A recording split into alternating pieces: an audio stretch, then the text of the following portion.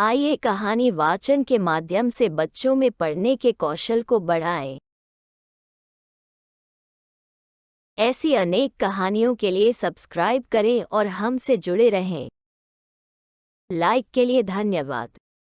एक छोटे से तालाब में एक माँ मेढक और उसका बेटा रहते थे। बेटे ने कभी माँ की बात नहीं मानी और हमेशा माँ की कही बात का उल्टा किया। जंगल में बहुत सांप है, उधर मत जाना, माँ ने कहा। माँ ऐसा कहती तो बेटा जंगल में जाकर ही खेलता। कई बार ऐसा हुआ कि सांप ने उसे लगभग काट ही लिया होगा। माँ कई बार बेटे को समझाती,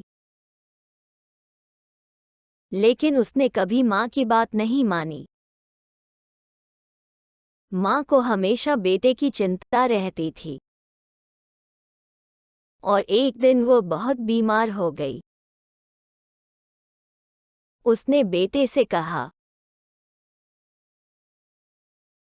सुन, मैं अधिक दिन जीवित नहीं रहूंगी। जब मैं मर जाऊंगी तो तू मुझे जल में गाड़ देना। ये कहने के बाद माँ कुछ ही दिनों में मर गई।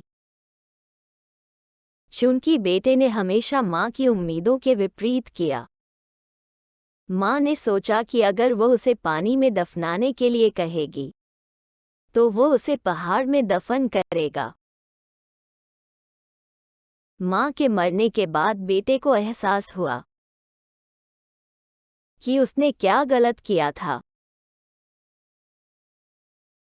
मेरी वजह से मेरी माँ मर गई, उसने मन ही मन सोचा। उसे कितना भी पछतावा हो, वो अपनी माँ को वापस नहीं ला पाएगा। बेटे ने सोचा कि उसे वही करना चाहिए जो उसकी माँ ने आखिरी बार कहा था,